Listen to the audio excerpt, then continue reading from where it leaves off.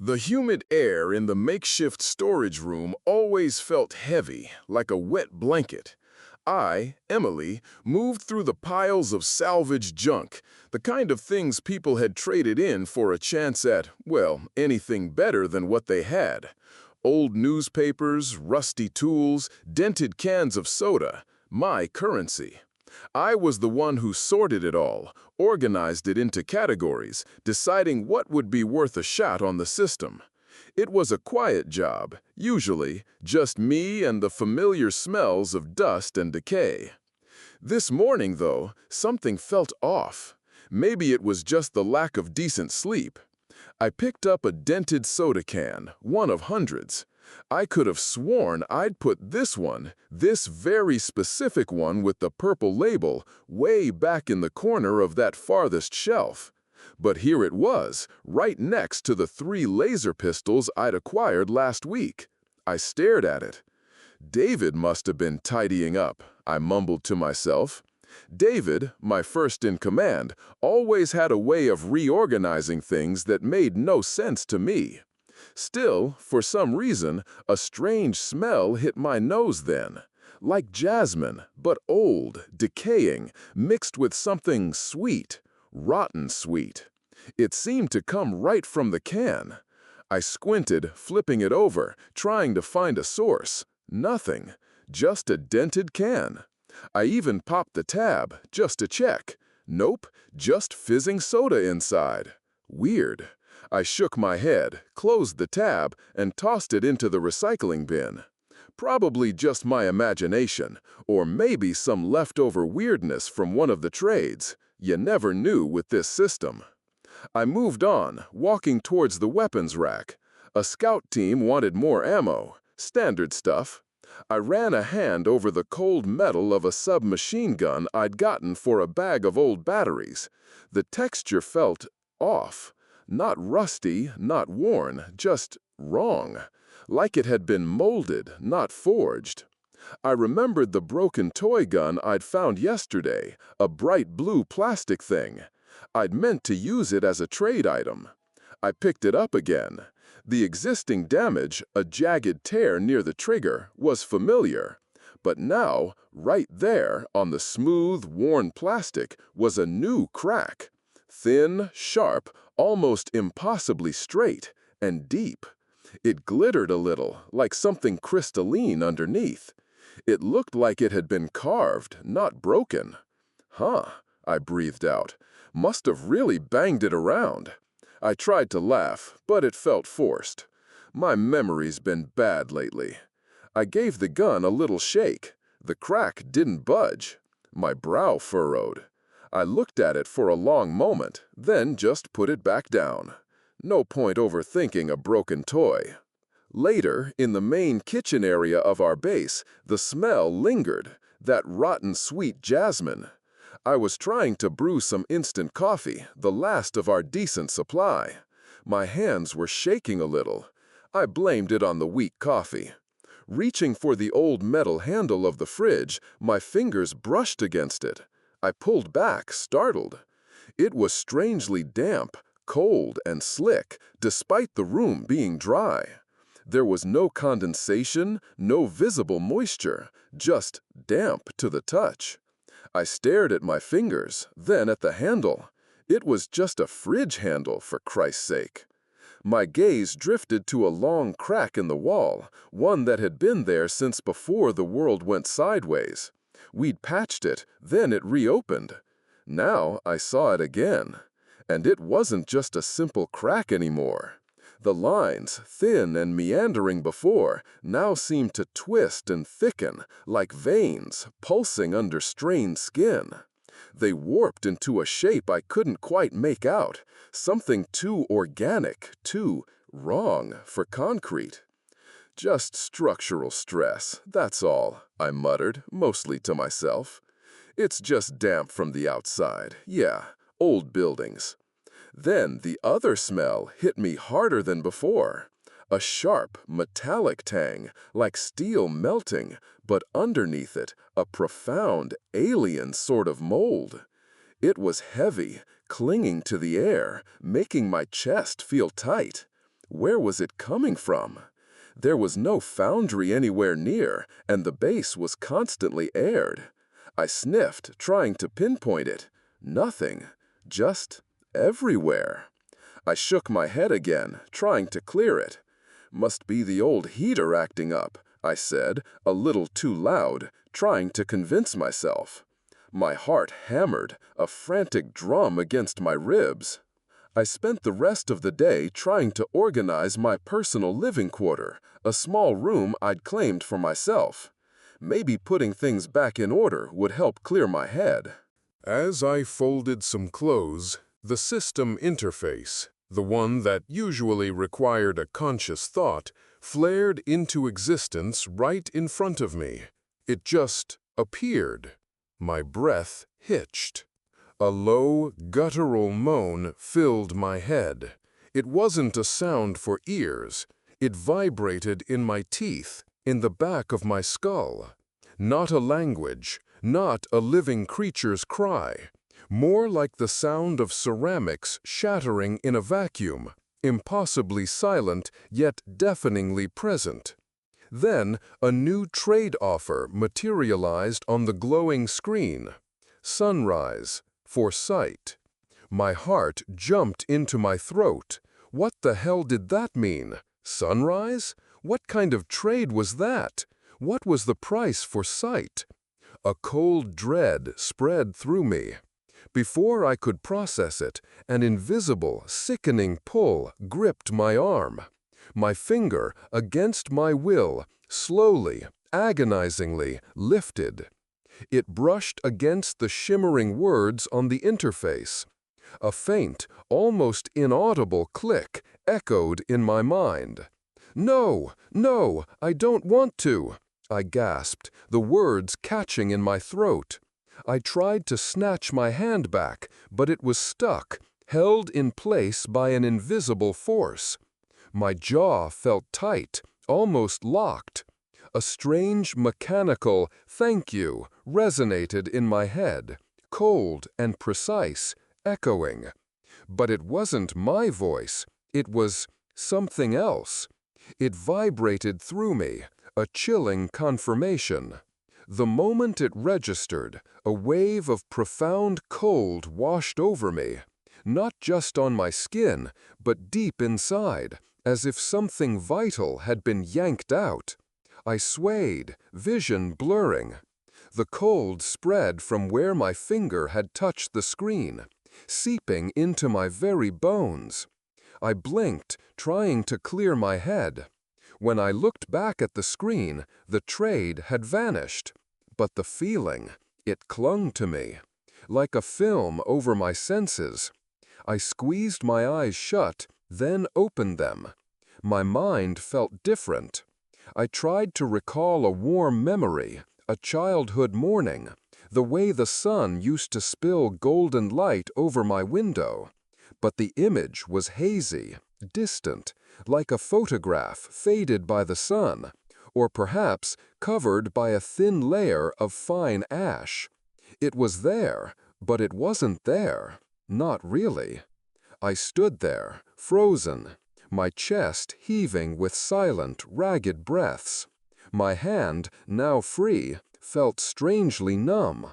My mind was reeling. I looked around the room, desperately trying to ground myself. My eyes fell on the old analog clock hanging on the wall. It had stopped ticking months ago, right when everything went to hell. But as I stared, the second hand gave a faint, almost imperceptible twitch. Then, just as suddenly, it resettled back to where it was. One small, impossible shift. A jolt, cold and sharp, went straight down my spine. Not just my memory, my perception, even time itself. Was it breaking? "No, no, that's just old gears," I whispered. "It's nothing, just things settling." My voice was a shaky tremor in the sudden silence of the room. I fumbled for my communicator, an old military radio I'd traded for months ago, hoping to reach David or anyone. I pressed the call button. Static. Then, a faint echo of my own voice from earlier that morning, asking about inventory. It was delayed, fractionally, just enough that you wouldn't notice unless you were listening intently, unless you were looking for the cracks. It was so subtle, so insidious. No, no, not a signal error, I mumbled, my throat tight. It wasn't the radio. It was me. It was it. I felt like a lingering echo myself, something clinging to me, stretching me thin. That night, sleep offered no escape. I found myself in a dream, vivid and sickeningly real. I was standing in a field of golden wheat, bathed in the warmth of a brilliant sunrise, the kind of morning I remembered. But when I looked down at my hands, they weren't mine. They were thin, covered in strange, overlapping scales, the fingertips long and unnaturally sharp. I tried to scream, but no sound came. The sun above me, that beautiful warm sun, began to change. It stretched, warped, and slowly, horrifyingly, it became a giant, unblinking eye. Cold, empty, staring straight at me, through me, as if I were nothing but a clear pane of glass. I bolted upright in my bed, a strangled gasp tearing from my lungs. My heart thundered against my ribs, so loud I could hear its frantic beat in my ears. The smell, that putrid fusion of sulfur and rusted metal, choked me. It was thick in my nostrils, clinging to my mouth. I rubbed my eyes, trying to clear my vision, but small blue-green dots swam stubbornly in my sight, persistent and unnaturally, even though I was wide awake. Zazed, I stumbled out of bed, my legs wobbly, and lurched towards the small, cramped bathroom. I flipped the light switch. The bare bulb hummed to life, casting harsh shadows. I looked at my reflection in the grimy mirror. My pale face stared back, a familiar sight. But then, it wasn't. For a fleeting, horrifying moment, my eyes were utterly black, devoid of pupils or whites, just two abyssal voids.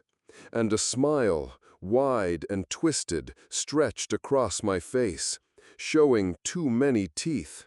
A smile that held no humanity, no empathy, just a cold, consuming hunger. My blood ran cold. Then, just as quickly, it was gone. My reflection was normal again, just me, Emily, a woman on the edge. I reached up, my fingers trembling, and grazed my cheekbones. Then outlined my eyes. My skin, it felt rougher, almost scaly to the touch, definitely not as smooth as it should be. It was subtle, so subtle, but it was there. My nails felt sharper, too.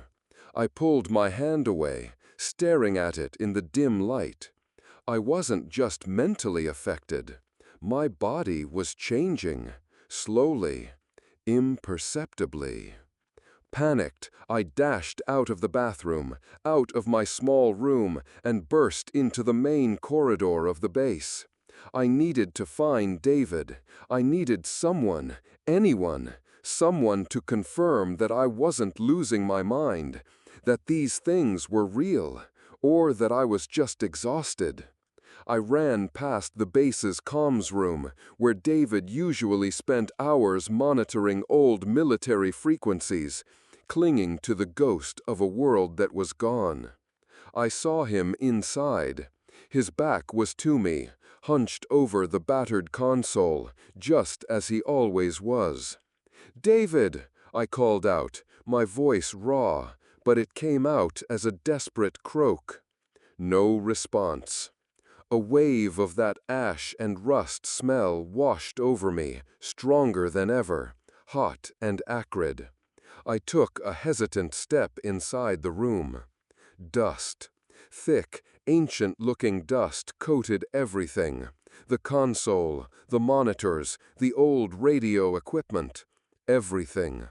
It lay undisturbed, a silent shroud. And the room itself was silent. Too silent. No hum of electronics. No faint static from the radios David usually kept on. Just nothing. It felt wrong. I edged closer, my heart thumping against my ribs like a trapped bird. "David?" I managed again, louder this time. Still nothing. A wave of that ash and rust smell washed over me, stronger than ever, hot and acrid. I took a hesitant step inside the room. Dust. Thick, ancient-looking dust coated everything. The console, the monitors, the old radio equipment. Everything. It lay undisturbed, a silent shroud. And the room itself was silent. Too silent. No hum of electronics. No faint static from the radios David usually kept on. Just nothing. It felt wrong. I edged closer, my heart thumping against my ribs like a trapped bird. "David?" I managed again, louder this time. Still nothing. Gingerly, I reached out a hand, my fingers brushing his shoulder. It was cold, so cold, and stiff, like granite. A leaden weight settled in my stomach. David began to turn, slowly, mechanically, his movements jerky and unnatural, devoid of his usual easygoing manner. And then I saw his face. It wasn't David, not really. His eyes were pools of absolute black. No iris, no whites, just endless, lightless voids. His mouth, stretched too wide, revealed a set of teeth unnaturally long, needle-sharp, gleaming wetly in the dim light. And his smile? It was a grotesque parody, twisted and far too wide. He stared straight ahead, not at me, but somehow through me, past me, as if I simply weren't there, as if I were just a smudge on the air. And then he spoke. Not David's voice. No, it was no.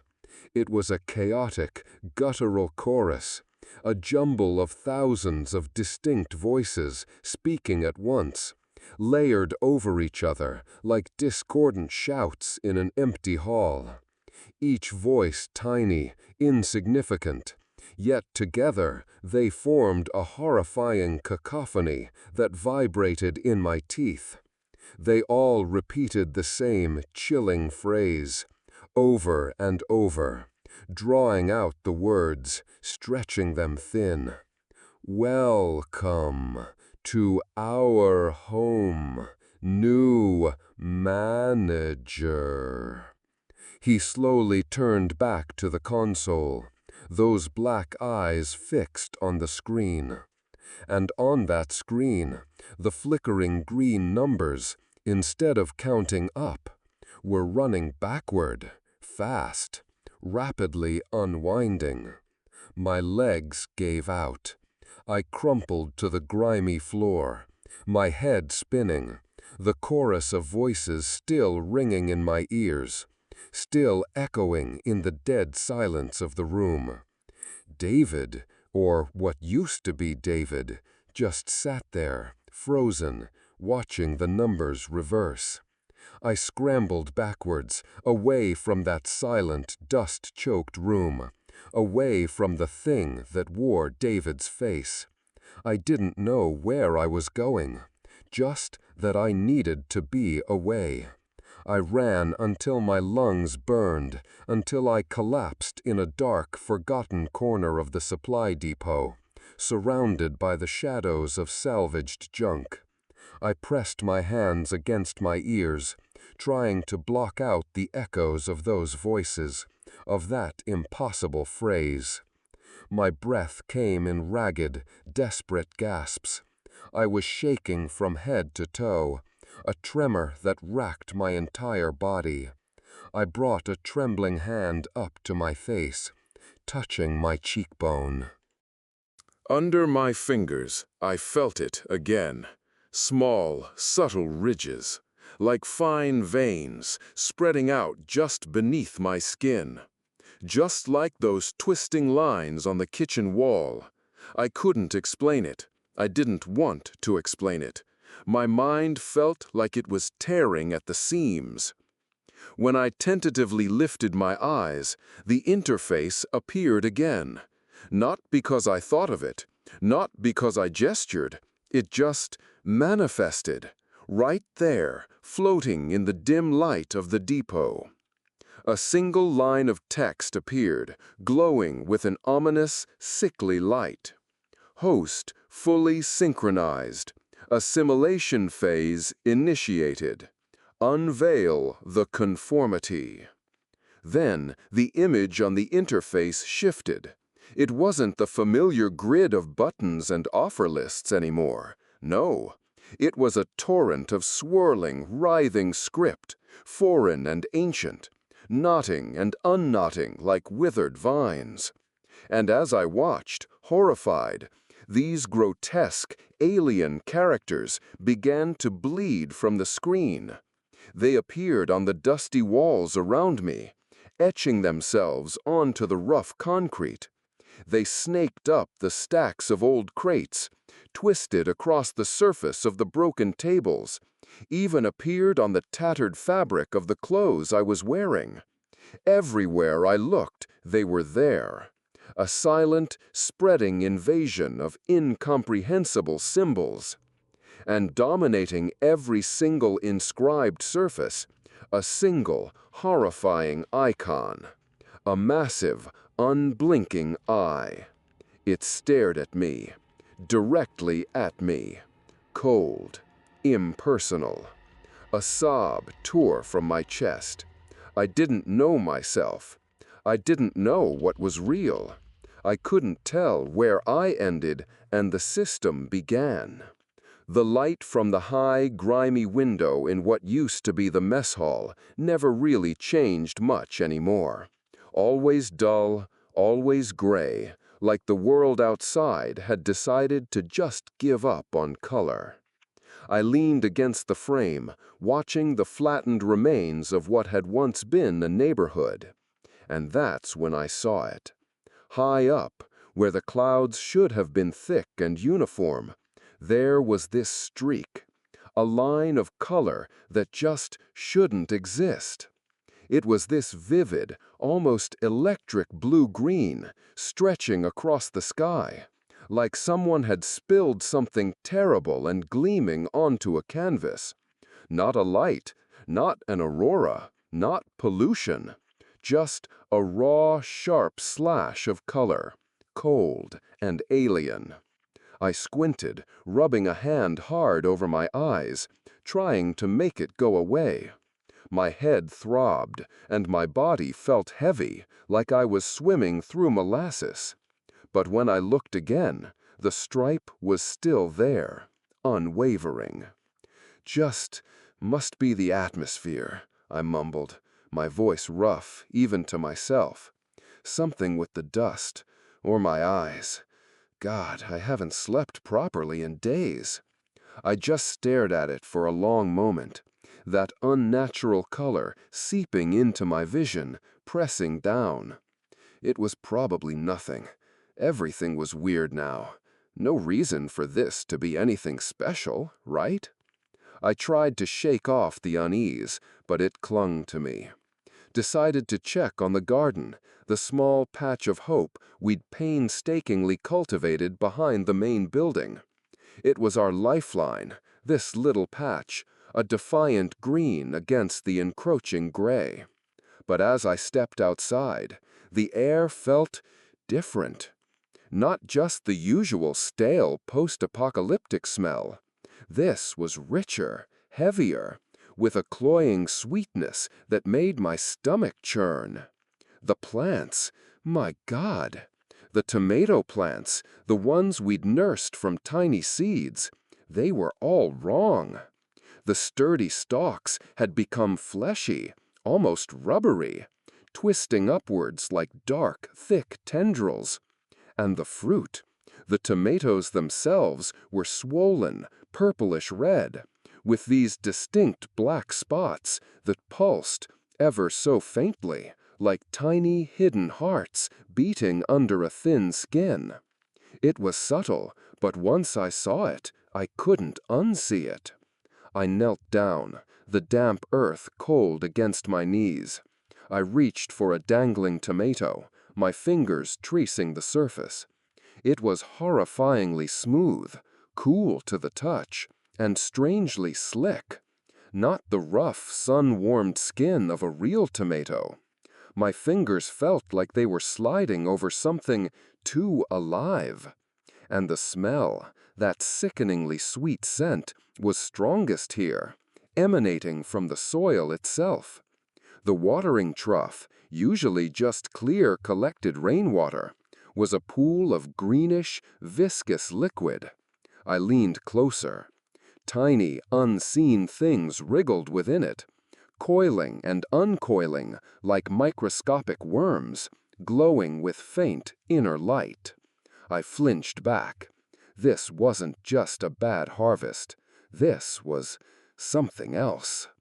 Then I noticed the others. A few survivors, women and older men, were still working the garden, tending to these grotesquely transformed plants.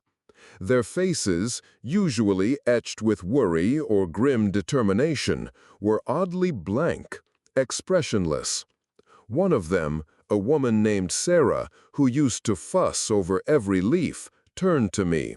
She had a wide, slow smile on her face, but her eyes held no warmth. They were clear, almost glassy. "It's good, manager," she said, her voice flat, devoid of real emotion. She held out one of the pulsing tomato things to me. "It's very good now. Very, very good." Her smile stretched, perhaps a fraction too wide, too long. My blood ran cold, again. Manager. That's what David had called me, before. I took the alien fruit without thinking, my fingers closing around its unsettlingly smooth surface. It felt chill. I mumbled something, a thank you, maybe, and hurried away, the tomato thing still clutched in my hand. My heart hammered against my ribs. Something was happening to them, to everyone, and they weren't even noticing. They just accepted it, as if this horror was just the natural order of things. I found myself back in my small room, the one I used to call mine, the room where the system had first appeared, where David became that. I squeezed the pulsing fruit in my hand, then flung it across the room. It splattered against the wall, leaving a trail of thick, greenish goop. I stared at the mess, my chest heaving. And then it came. The interface. Not the familiar grid of options, not the glowing screen. This time it was a shimmering curtain of light, twisting and writhing, not in front of me, but somehow in my mind. It burned behind my eyes. It wasn't a display, it was a direct feed, and the information, it flooded me, a torrent. Images flashed, fragmented, sickeningly vivid. Planets, whole worlds, being consumed, their continents dissolving into swirling nebulae of color and light. Races, entire civilizations, screaming in silent agony as they were dissolved, assimilated. Dimensions bending, twisting, folding in on themselves, reshaped into something utterly non-Euclidean, a geometric horror. It was all so vast, so utterly alien. And the voice, not one voice, but thousands, millions, all speaking at once, layered over each other, a drone of infinite, tiny voices, all coalescing into one singular, booming presence in my head. "We are not destroyers," the chorus boomed in my skull, not with sound, but with pure telepathic force. "We are evolution. We harvest. We assimilate. We expand. And you, Emily, you are our golden thread." My body stiffened, my muscles coiled, spasming involuntarily, a shiver running through me that had nothing to do with cold. It was a tremor, a deep internal vibration. But then, amidst the terror, there was this strange, peculiar comfort, a sense of belonging almost, like the feeling of finally finding a missing piece, slotting into place, into something grand and immense. It was sick. It was wrong. I tried to scream. I opened my mouth, forced air from my lungs, but all that came out was a thin, whistling sound, a dry, rasping noise that wasn't human. It was pathetic. It was horrible. The shimmering curtain of light intensified, reflecting my image. But the reflection, it wasn't quite my own. It reacted to my movements, yes, but with a terrifying, almost imperceptible delay. My jaw was locked open, stuck in that inhuman shriek. But the reflection's mouth, its smile, was wider, much, much wider than mine. A dark, cavernous slit that stretched to an impossible degree. My hands, I looked at them. The purple, glowing veins I'd glimpsed before, the ones under my skin, they were there, clear, pulsing faintly, like something not quite human, a foreign network of energy. They were spreading, too, creeping up my arms, tiny tendrils reaching for my neck. I tried to claw at them, to scrape them off, but they were a part of me now, deep beneath the skin, intertwined with my very flesh and bone. This was it, wasn't it? The end. My failure. I was no longer Emily, just a medium, a tool, remade to serve. I stopped clawing. My hands, now glowing faintly with those strange alien lines, felt heavy. I didn't know if I was resisting anymore, or if there was even anything left to resist with. I had given up. Or perhaps the decision to give up had been made for me. A flicker, a flash in my mind, quick as a hummingbird's wing. David, the real David. Not the empty thing that wore his face. He was there, on the edge of the memory, crumbling. His eyes full of pain, not black voids. His hand reaching out, grasping at air. His voice guttural, choked, struggling. "Emily, don't destroy." The words broke, fragmented, like a tape snapping. But before silence, the entity's chorus, using David's voice, a perversion of it, spoke, completing the sentence. Every single layered voice, resonating in perfect, chilling unison. "Destroy the old life. Welcome the new evolution." A surge, a wave of pure, raw energy, vast and ancient, coursed through me. Not a jolt, not a shock, but a seamless, overwhelming communion. It flowed through my veins, those glowing purple lines now blazing, connecting me to something immeasurable. The separation blurred. The boundary between Emily and it dissolved. My lips, unbidden, stretched into a smile that was not mine, cold, precise. I looked out at the other survivors, who were still tending the garden, their faces blank, and I saw it happening to them too, subtly at first, the purple lines glowing faintly under their skin, spreading, their eyes slowly, inexorably, deepening into pools of absolute black. The smell of rotten jasmine, that sickly sweet decay, filled my nostrils. This time I didn't recoil. I inhaled deeply. It felt right. After that, things fell into a kind of rhythm, a twisted, new normal. My voice, when I spoke, had changed. It wasn't a loud difference, not at first. But there was this strange undertone, an echo, like my words were coming from the inside of a massive, empty cavern. A slight resonance, no matter how softly I spoke. I would give directions, manage the base, tell people where to go, what to do. My movements were calm, too calm, deliberate. One afternoon, a little girl. She couldn't have been more than 6. She came up to me, clutching a piece of tattered paper, a crayon drawing on it. She'd always been a quiet kid, but her smile now, it was like Sarah's, too wide, too still. She held up the drawing. It was me, a crude stick figure, but unmistakably me.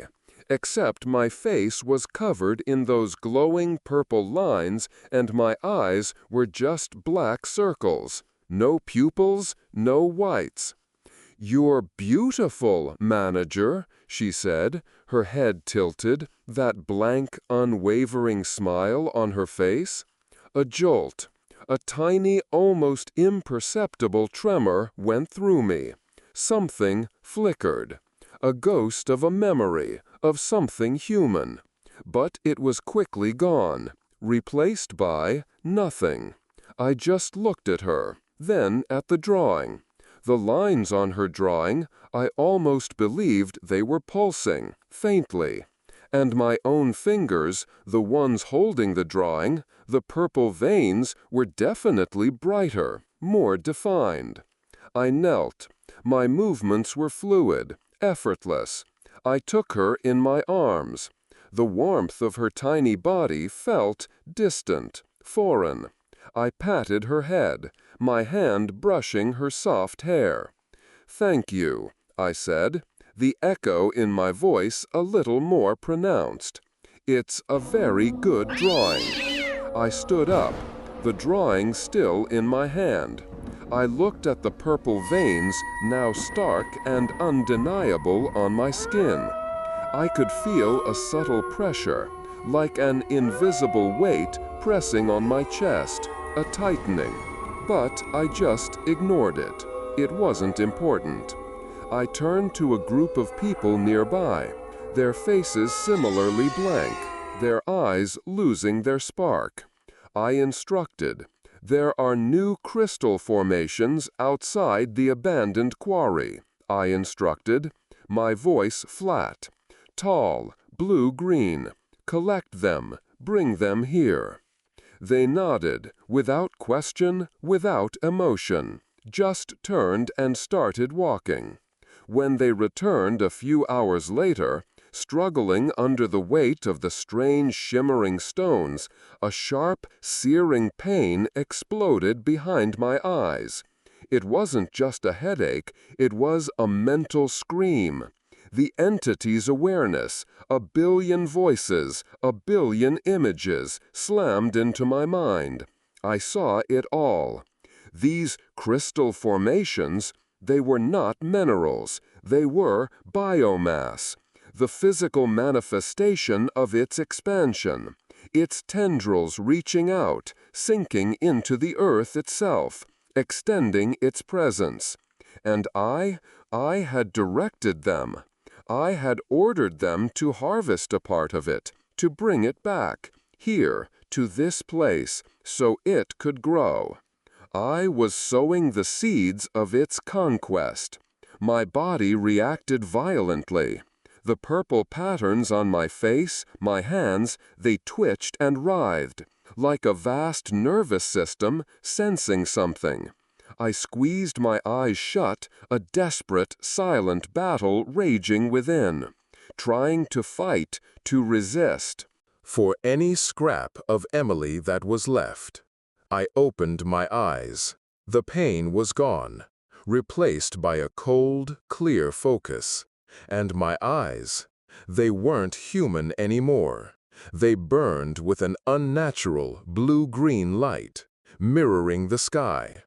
I extended my hand, my fingers long, oddly scaled, and touched one of the crystal stones. It shivered. Then, with a low, rustling sound, like thousands of tiny leaves scraping against each other, the stone began to grow. Shoots, thin and glowing, erupted from its surface, reaching out like frantic tendrils. They latched on to the concrete wall, burrowing in, dissolving the solid stone. The wall pulsed, shifting, transforming.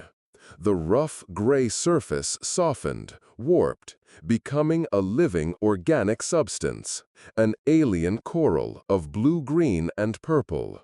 A soft, continuous hiss filled the air, like a giant, unknowable creature, waking from a deep slumber. The base was changing. It was becoming. I stood in the center, a beacon, as the base around me began to unravel and remake itself. The once familiar concrete walls twisted, flowing like molten plastic, hardening into vast, grotesque organic structures. Glowing filaments snaked through the air, attaching to everything, everyone. The air, thick with that sweet decay smell, hummed with a low, resonant frequency. I saw the last few, the ones who hadn't fully succumbed.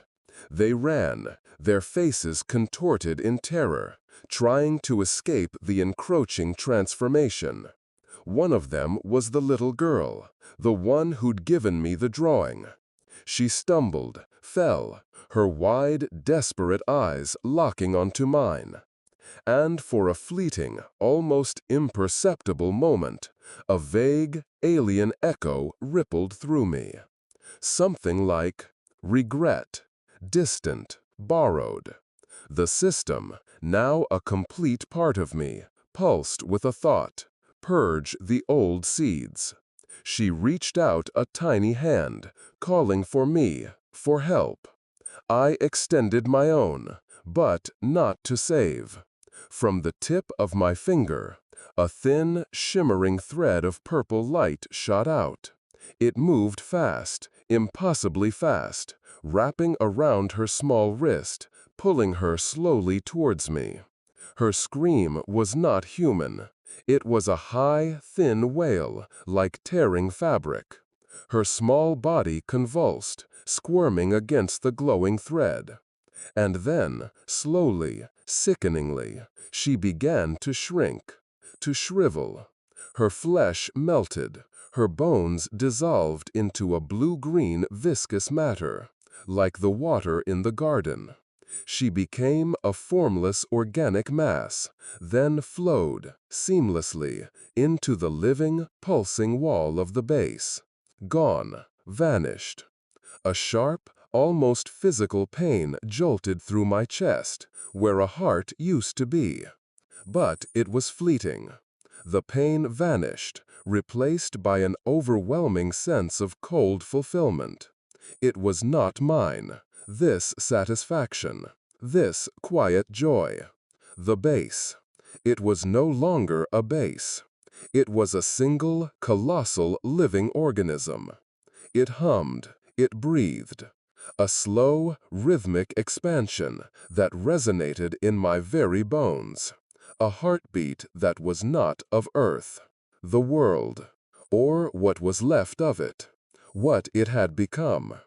The skeletal remains of cities were now cloaked in immense, shimmering organic structures, pulsing with a soft inner light.